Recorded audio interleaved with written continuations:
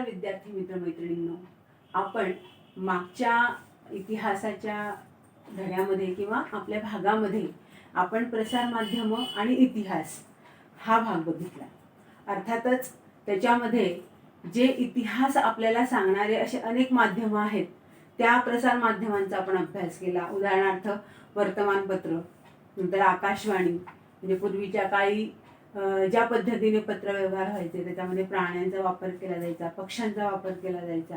मग त्यानंतर लेखन पद्धती आली, त्याच्यानंतर वर्तमानपत्र छापण्याची एक प्रगती झाली. मग नंतर त्याच्यानंतर आकाशवाणी, दूरदर्शन, आणि आता आपण संपूर्ण या युगामध्ये डिजिटल अशा प्रसार माध्यमाचा वापर करीत आहोत. तर या प्रसार माध्यमांचा आणि इतिहासाचा कसा जवळचा संबंध आहे किंवा इतिहास शिकण्यामागे प्रसार माध्यमांचा केवढा मोठा वाटा आहे या संबंधी आपण सगळं काही त्याच्यामध्ये शिकलेलो आहोत. विद्यार्थी मित्र मैत्रिणींनो, आता याच्या पुढे जर आपल्याला जो भाग शिकायचा आहे किंवा आपण नुसतं धडे शिकून उपयोग होणार नाही, तर आपल्याला आता 6माही परीक्षा देणार आहोत आपण सगळेजण. 6माही परीक्षेमध्ये आपला जो पॅटर्न आहे तो 40 मार्कांचा असणार आहे. या 40 मार्कांच्या इतिहासाच्या प्रश्नपत्रिकेमध्ये आपल्याला कशा पद्धतीचं स्वरूप असणार आहे, प्रश्नांचं आणि त्याच्या उत्तरांचं कसं स्वरूप असणार आहे हे आपल्याला या भागामध्ये बघायचं आहे. विद्यार्थी मित्र मैत्रिणींनो, जसा 6माहीचा 40 मार्कांचा हा प्रश्नपत्रिका असणार आहे किंवा स्वरूप त्याचं असणार आहे, त्याच पद्धतीचं स्वरूप आपल्याला बोर्डाच्या प्रश्नपत्रिकेचं असणार आहे. याच्यामुळे तुम्ही असं समजू नका की हा पिरियड किंवा हा व्हिडिओ आपण नाही बघितला तरीही चालेल, तर अजिबात नाही. आपण एक लक्षात असं घेणार आहोत की बोर्डाच्या दृष्टीने आपल्याला कशा पद्धतीने तयार करता येईल किंवा तयारी आपल्या इतिहासाची करता येण्याजोगा आहे, ह्याच्यामधून आपण या सगळ्यांचा अभ्यास करणार आहोत.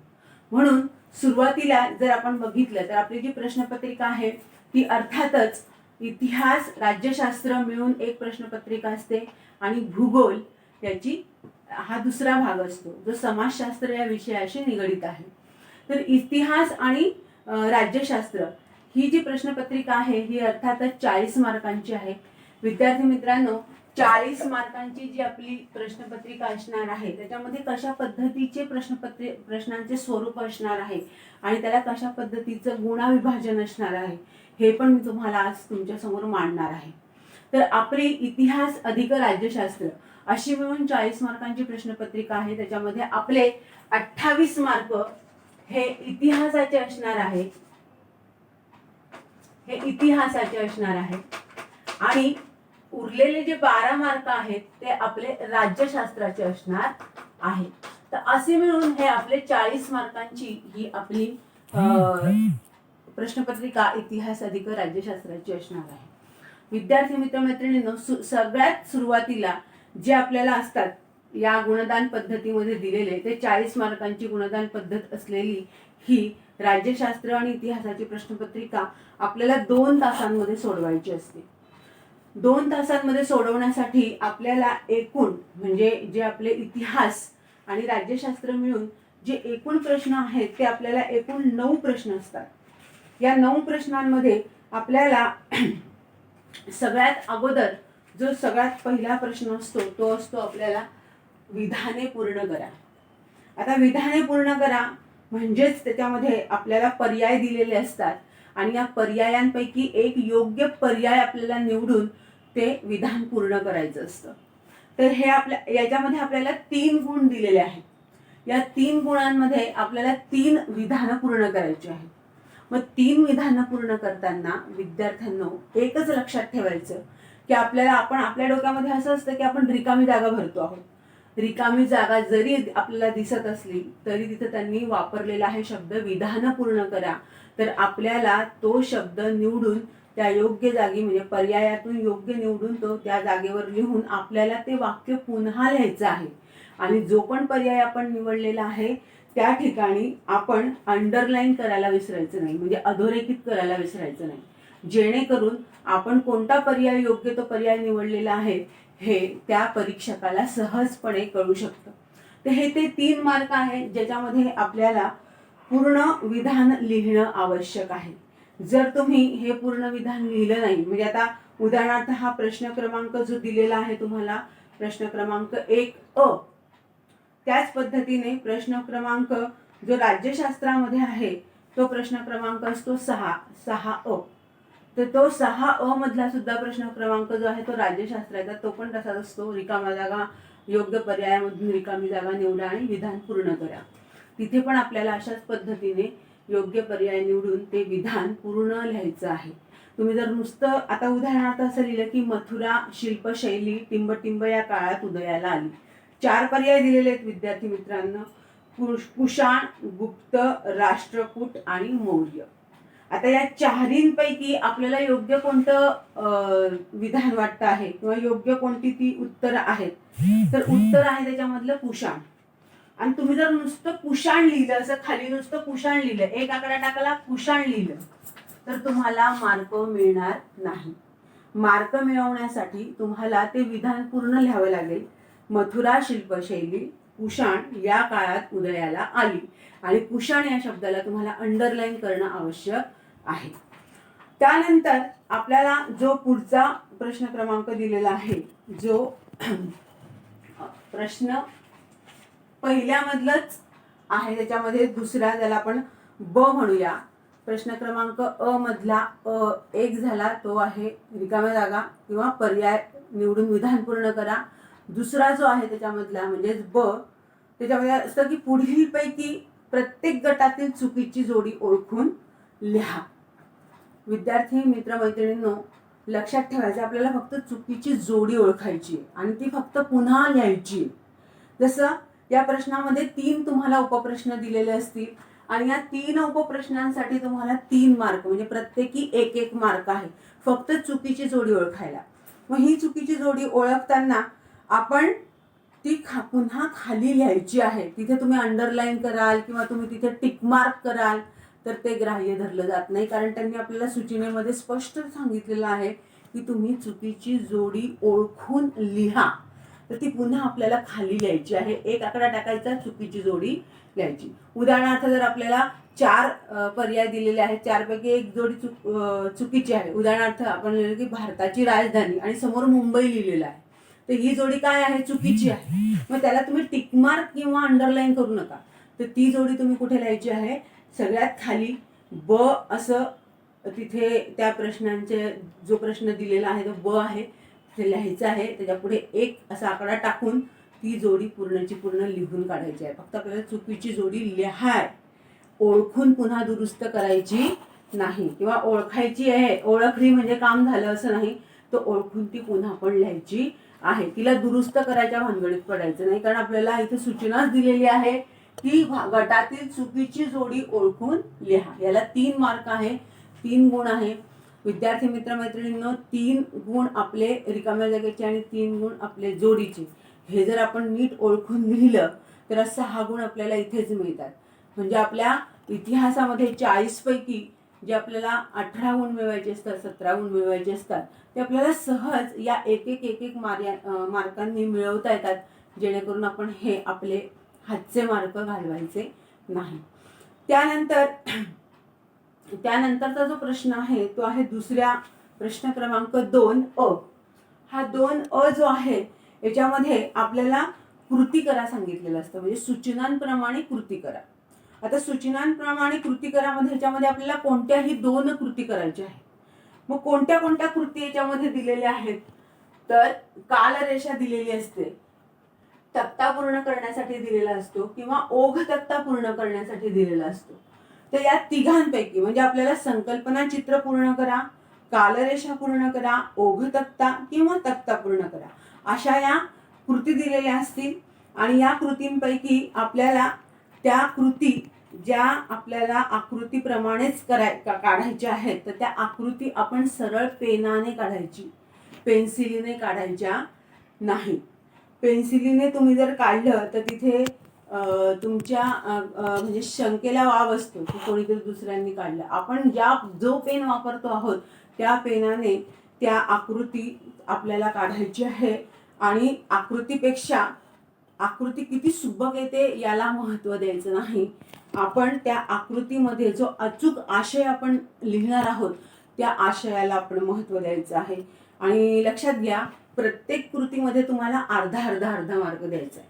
म्हणजे ते 4 कृती तुम्हाला एका तक्त्यात 4 गोष्टी भरायच्या आहेत किंवा फिलअप करायच्या आहेत, तर त्याला तुम्हाला अर्धा अर्धा मार्क आहे.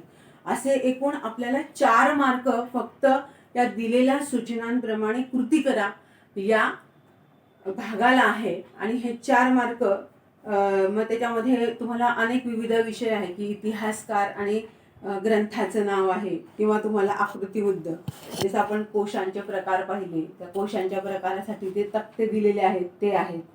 नंतर आपल्या इतिहासाच्या धड्याखाली असे बरेचसे संकल्पना चित्र आपल्याला दिलेले आहेत जे त्यांनी आपल्याला पूर्ण करायला सांगितले आहे. आणि आपल्या पुस्तकांमधलेच आपल्याला संकल्पना चित्र पडत असतात. तर आपल्या धड्याखालचे जे जे संकल्पना चित्र दिलेले आहेत ते विद्यार्थी मित्रमैत्रिणींना तुम्ही पूर्ण करा. ते तुम्ही हाताखालून लिहून काढा, म्हणजे जेणेकरून तुम्हाला या परीक्षेमध्ये तुम्हाला हे लिहिता येईल. मग संकल्पना चित्र पूर्ण झाल्यानंतर आपल्याला प्रश्न क्रमांक 2 मध्ये ब दिलेला आहे, थोडक्यात टिपा लिहा. थोडक्यात टिपा लिहामध्ये याच्यामध्ये आपल्याला 2 टिपा लिहायच्या असतात, ज्याला प्रत्येकी 2 गुण असतात. म्हणजे एकूण 4 गुण असतात. 2 टिपा लिहायच्या असतात आणि कोणत्याही 2, म्हणजे तुम्हाला 3 दिलेले असतील 4 दिलेले असेल पण तुम्हाला 2च लिहायचे आहेत. आणि या 2ही टिपा तुम्हाला प्रत्येक मुद्द्याला अर्धा अर्धा अर्धा असा मार्क असतो. म्हणजे तुमच्या प्रत्येक टिपेमध्ये 4 विविध मुद्दे आले पाहिजेत, जेणेकरून तुम्ही या टिपाद्यामध्ये हे 4 मार्क मिळवू शकतात. आणि ते अर्थातच आपल्या पूर्ण पोर्शनवर आपल्याला जो इतिहासाचा जो पोर्शन दिलेला आहे त्यावरच ते आधारलेले असणार आहे. त्यानंतर प्रश्न क्रमांक 3 जो आहे तो आहे विधाने सकारण स्पष्ट करा. म्हणजे उदाहरणार्थ टिपा लिहा आणि संकल्पना स्पष्ट करा. याच्यामध्ये तुम्हाला दोघांपैकी कोणताही एक प्रश्न येऊ शकेल जो 4 मार्कांसाठी असतो. त्यानंतर आपल्याला जो प्रश्न क्रमांक 3 आहे त्याच्यामध्ये आपल्याला इथे विधाने सकारण स्पष्ट करा किंवा विधाने सकारण स्पष्ट करा किंवा 25 ते 30 शब्दांमध्ये उत्तरे लिहा, असं आपल्याला दोघांपैकी येऊ शकतं. त्याच्यामध्ये विधाने सकारण स्पष्ट करा हे आपल्याला 4 मार्कांसाठी येतं. 4 मार्कांसाठी आल्यानंतर आपण ते व्यवस्थित तिथे पण आपल्याला मुद्देशीर लिहायचं आहे. मुद्देसूद लिहिलं तरच आपल्याला 2 मार्क मिळणार आहेत. कोणतेही 2 दिलेले असतात अनेक, पण आपल्याला 2च सकारण स्पष्ट करा लिहायचं असतात. त्यानंतर आपल्याला जो पुढचा 4था प्रश्न येतो तो आहे उतार्यावरील प्रश्नांची उत्तरे लिहा. आपल्याला इतिहासाच्या पुस्तकामध्ये जे रंगीत भागामध्ये मोठे मोठे उतारे दिलेले आहेत त्या उतारे आपल्याला आपल्या प्रश्नपत्रिकेमध्ये पडतात आणि ते उतारे वाचून आपल्याला विविध प्रश्न विचारलेले असतात. अर्थातच ते प्रश्न फक्त 4 मार्कांचे असतात आणि कोणतेही 2 विधाने आपल्याला म्हणजे कोणतेही 2 प्रश्न आहेत तर 2-2 मार्कांसाठी किंवा एकच प्रश्न 2 मार्कांसाठी असे 4 मार्कांसाठी आपल्याला ह्या विधाने उतार्यावरील प्रश्नांची उत्तरे लिहिण्यासाठी हा अत्यंत महत्त्वाचा किंवा सोपा ज्याला आपण म्हणू, पण सगळ्यांना ज्या पण काही कृती इतिहासामध्ये दिलेल्या आहेत त्या सगळ्याच्या सगळ्या सोडवणं बंधनकारक आहे. म्हणजे कंपल्सरी आपल्याला प्रत्येक प्रश्न सोडवायचा आहे. तर उतारावरील प्रश्न हा देखील आपल्याला कंपल्सरी आहे. तो कुठेही सोडून न देता तुम्ही कोणतेही 3 प्रश्न तुम्हाला विचारलेले असतात, उतारा वाचायचा आहे आणि हे 3 प्रश्न तुम्हाला लिहायचे आहेत. त्यानंतर पुढचा जो प्रश्न आहे तो आहे 5वा. त्याच्यामध्ये आपल्याला एक तर सविस्तर उत्तरे लिहा, तक्त्यांच्या आधारे सविस्तर उत्तरे किंवा फरक स्पष्ट करा किंवा तुम्हाला चित्राधारित असलेलं असं तक्ता वगैरे ते देतात आणि चित्राधारित प्रश्नांची उत्तरे लिहा. असे कोणत्याही 3 वेगवेगळ्या प्रकारचे प्रश्न तुम्हाला विचारतील, परंतु त्याच्यामध्ये तुम्हाला सविस्तर उत्तरं द्यायची आहे जी तुम्हाला 6 मार्कांसाठी आहे. आणि या 6 मार्कांसाठी तुम्हाला ही उत्तरं लिहायची आहेत. अर्थातच 3-3 मार्कांचे तुम्हाला हे उत्तरं लिहिणे अपेक्षित आहे. याच्यामध्ये मुद्देसूद लिहिणं आणि स्पष्टीकरण जी आहे किंवा साम्य, भेद, तुलना या किंवा चित्रांवर आधारित तुम्हाला ते वेगवेगळ्या प्रकारचे उपप्रश्न पण विचारलेले असतील. ते प्रत्येक उत्तरामध्ये किमान 3 मोठे मुद्दे लिहिणं तुम्हाला अपेक्षित आहे आणि प्रत्येक मुद्द्याला 1 गुण असे प्रत्येक प्रश्नाच्या उत्तराला तुम्हाला 3 गुण दिलेले असतील. तर असे 6 गुणांचा हा 5वा प्रश्न आहे. हा जो पूर्ण मी तुम्हाला हा भाग सांगितला, हा 28 मार्कांचा मी तुम्हाला आता सांगितलेला आहे. म्हणजे आपण फक्त इतिहास या विषयाचा 28 मार्कांचे कोणते कोणते प्रश्न तुम्हाला तुमच्या प्रश्नपत्रिकेमध्ये पडू शकतात याविषयी मी तुमच्याशी आता बोललेली आहे. पुढचा आपण बघूया तो राज्यशास्त्र. आता आपण बघणार आहोत ते राज्यशास्त्र. इतिहासाचा बघितला, आता राज्यशास्त्र बघणार आहोत. तर राज्यशास्त्र हा आपला जो विषय आहे तो एकूण 12 गुणांचा असणार आहे. 12 गुणांमध्ये आपल्याला जो सगळ्यात पहिला असेल म्हणजे जो प्रश्न 6वा म्हणून त्या प्रश्नपत्रिकेमध्ये असणार आहे तो आहे विधाने पूर्ण करा. विधाने पूर्ण करा हा आपल्याला 2 मार्कांसाठी असणार आहे. अर्थात त्याच्यामध्ये 2 विधानं आपल्याला दिलेली असणार आहेत. या विधानामध्ये आपल्याला 4 पर्याय दिले जाणार आहेत. या 4 पर्यायांपैकी आपल्याला योग्य पर्यायाची निवडून उत्तर आपल्याला ते पुन्हा विधान पूर्ण लिहिणं आवश्यक आहे, जसं मी तुम्हाला इतिहासाच्या पहिल्या प्रश्नासाठी सांगितलं होतं. आणि तो जो अधोरेखित करणारा जो भाग आहे म्हणजे आपण जे विधान लिहिणार आहोत किंवा जो पर्याय निवडणार आहोत त्या पर्यायाला आपण अधोरेखित करायचं आहे. आणि हे दोन्ही उपप्रश्न सोडवणं आपल्याला आवश्यक आहे. दोन्ही विधानं आपल्याला लिहिणे आवश्यक आहे आणि प्रत्येक विधानाला आपल्याला 1 गुण आवश्यक आहे. त्यानंतर जो पुढचा प्रश्न आपल्याला राज्यशास्त्राचा जो प्रश्न 7वा म्हणून आहे तो आहे पुढील विधाने चुकी बरोबर सकारण स्पष्ट करा. याच्यामध्ये सुद्धा आपल्याला कोणतीही 2 विधानं लिहायची आहेत. तेही चूक किंवा बरोबर याचं आपल्याला स्पष्टीकरण द्यायचं आहे. त्याला आपल्याला 4 गुण आहेत, म्हणजे प्रत्येक विधानाला 2 गुण. या पद्धतीने आपल्याला ते लिहायचे आहे. तर चूक की बरोबर हे जेव्हा आपण सकारण स्पष्ट करू त्याच्यामध्ये आपल्याला प्रारंभिक अगदी सुरुवातीला आपल्याला हे विधान बरोबर आहे, हे विधान चूक आहे अशा पद्धतीने आपल्याला सुरुवात करायची आहे. ते अधोरेखित करायचं आहे की हे विधान चूक आहे की बरोबर आहे. आणि मग जेव्हा आपण स्पष्टीकरण लिहू तेव्हा नुसतं होकारात्मक किंवा सकारात्मक लिहून चालणार नाहीये. म्हणजे काही विद्यार्थ्यांना असं वाटतं की आपण फक्त असं लिहिलं की हे विधान चूक आहे त्याला मार्क मिळतील, तर असं नाही. त्याला फक्त तुम्हाला अर्धा मार्क आहे. पण तुम्ही जेव्हा त्याला पूर्ण होकारात्मक असेल तर त्याच्यासाठी जे मुद्दे आहेत ते मुद्दे जर तुम्ही व्यवस्थित स्पष्ट करून लिहिले तरच तुम्हाला ते पूर्ण मार्क त्याच्यासाठी मिळणार आहे. तर तशा पद्धतीने काळजीपूर्वक आपण तो प्रश्न सोडवायचा आहे, वाचायचा आहे आणि ते मुद्दे निदान प्रत्येक सकारण स्पष्ट करत असताना निदान 3 ते 4 मुद्दे तुम्ही त्या विधानासाठी लिहून काढायचे आहेत, जेणेकरून जे विधान तुम्हाला पटवून देता आलं पाहिजे की हे चूक आहे का बरोबर आहे. त्यानंतर पुढचा जो प्रश्न आहे तो आहे प्रश्न 8वा. याच्यामध्ये आहे संकल्पना स्पष्ट करा. संकल्पना स्पष्ट करा याच्यामध्ये आपल्याला कोणतेही 2 संकल्पना स्पष्ट करायच्या आहेत. याच्यामध्ये आपल्याला संकल्पना दिल्या जातील. त्यापैकी जी संकल्पना स्पष्ट करायची आहे तिचे आपल्याला अर्थ लिहावा लागतो, तिची वैशिष्ट्य, त्याचा उपयोग किंवा माहिती. अशा पद्धतीने 25 ते 30 शब्दामध्ये आपल्याला म्हणजे ती 25 ते 30 मर्यादित शब्दांची मर्यादा आपल्याला या संकल्पना स्पष्ट करण्यामध्ये सांगितलेली आहे. तेव्हा त्याच्यासाठी आपल्याला एकूण गुण त्यांनी जे दिलेले आहेत ते आहेत 2 मार्कांचे. तर हे 2 मार्कांचे गुण आहेत.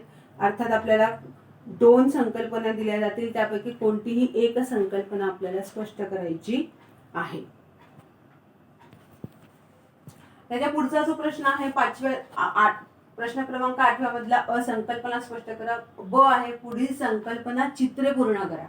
आता संकल्पना चित्र किंवा तक्तापुरती किंवा ओघ तक्ते अशा पद्धतीने ते आपल्याला येतात. आणि याच्यामध्ये पण असंच आहे की कोणताही आपल्याला दिलेले असतील 2 किंवा 3 संकल्पना किंवा तक्ता दिलेले असतील, त्यापैकी फक्त आपल्याला एक संकल्पना किंवा एक तक्ता किंवा ओघ चित्र जे दिलेलं असेल ते एकच आपल्याला पूर्ण करायचं आहे. आणि त्यासाठी आपल्याला 2 मार्क आहेत जे आपण सहजरित्या व्यवस्थित मांडणी करून लिहायचे आहेत आणि त्याचा आपल्याला पूर्णचे पूर्ण मार्क राज्यशास्त्रामध्ये मिळू शकतात. आणि सगळ्यात शेवटी जो आपल्याला 9वा प्रश्न दिलेला आहे तो आहे पुढील प्रश्नांची थोडक्यात उत्तरे द्या. आता पुढील प्रश्नांची थोडक्यात उत्तरे द्या याच्यामध्ये आपल्याला प्रत्येकी 2 गुण आहेत. म्हणजे आपल्याला 2 प्रश्न विचारले जातील, त्यापैकी आपल्याला 1 प्रश्न लिहायचा आहे, त्याला आपल्याला 2 गुण आहेत.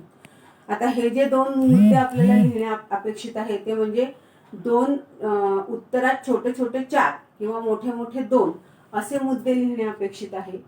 महत्त्वाचे जे मुद्दे आहेत ते मर्यादित ठेवून त्यांना आपण प्रश्न प्रकारामध्ये जसं विधाने सकारण स्पष्ट करा त्याच्यामध्ये पण ते विचारले जाऊ शकतात. म्हणजे आपल्याला हा जो प्रश्न आहे थोडक्यात उत्तरे लिहा, हा आपल्याला सकारण स्पष्टकरामध्ये सुद्धा उपयोगाला येऊ शकतो आणि सकारण स्पष्टकरामधले काही प्रश्न आपल्याला या 25 ते 30 शब्दामध्ये उत्तरं मांडण्यासाठी किंवा थोडक्यात उत्तरं लिहिण्यासाठी सुद्धा आपल्याला त्या प्रश्नांचा उपयोग होऊ शकतो. म्हणजे हे जे 2 प्रश्न आहेत ते इकडे तिकडे आपल्याला विचारले जाऊ शकतात. सगळ्यात शेवटचा आहे म्हणजे या प्रश्नाला और प्रश्न आहे की तुमचे मत लिहा. म्हणजे तुम्हाला तुमचे मत विचारले जाईल. हे पण अशाच पद्धतीने विचारले जाणार आहे की तुम्ही कोणते पण 2 तुम्हाला विधानं विचारले जातील किंवा प्रश्न विचारले जातील, त्यावर तुमचं काय मत आहे त्याला सुद्धा 2 मार्क आहेत. एकतर हे विचारलं जाऊ शकतं पुढील प्रश्नांची थोडक्यात, किंवा तुमचे मत लिहा. ह्या दोघांपैकी तुम्हाला एक प्रश्न विचारला जाईल. दोघांनाही सारखेच गुण आहे 2-2 आणि ते उत्तर लिहिताना तुमचं स्वतःचं मत, अर्थातच तुम्ही जे मत मांडाल ते तुमचं आशय, त्या प्रश्नाच्या आधारे तुम्हाला तो आशय तयार करावा लागणार आहे.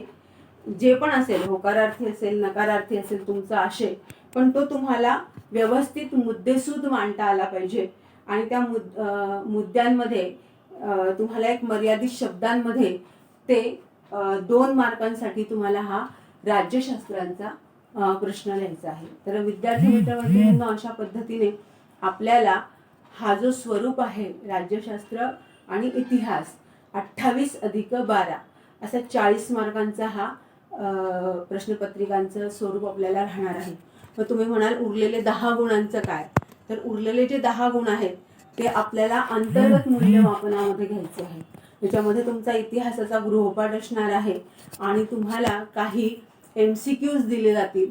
या MCQsद्वारे तुमची बोर्डाची एक्झाम घेतली जाईल आणि या एक्झाममध्ये तुम्हाला 10 मार्कांच्या प्रश्नपत्रिकेचं म्हणजे 5 अधिक 5 अशा मार्कांचं तुम्हाला त्याच्यामध्ये गुणदान दिलं जाणार आहे. तर तुम्ही सगळ्यांनी अशा पद्धतीने इतिहास आणि राज्यशास्त्राच्या या अभ्यासाचं किंवा या प्रश्नपत्रिकेच्या स्वरूपाचा अभ्यास करायचा आहे.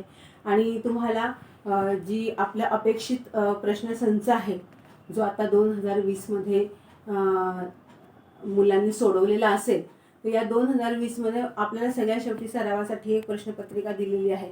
तर या प्रश्नपत्रिका जर तुम्ही सोडवली तर ती सोडवताना तुम्हाला अशा पद्धतीने लक्षात येईल की आपल्याला कोणते प्रश्न कशा पद्धतीने सोडवायचे आहेत, लिहायचे आहेत, मुद्देसूद लिहायचे आहेत, जेणेकरून तुम्हाला इतिहास आणि राज्यशास्त्रामध्ये जास्तीत जास्त मार्क मिळवता येतील. या दृष्टीने आपण ही प्रश्नपत्रिकेचं स्वरूप तुम्हाला मी आज या भागाद्वारे सांगितलेलं आहे. पुढच्या भागात आपण भेटूया. धन्यवाद.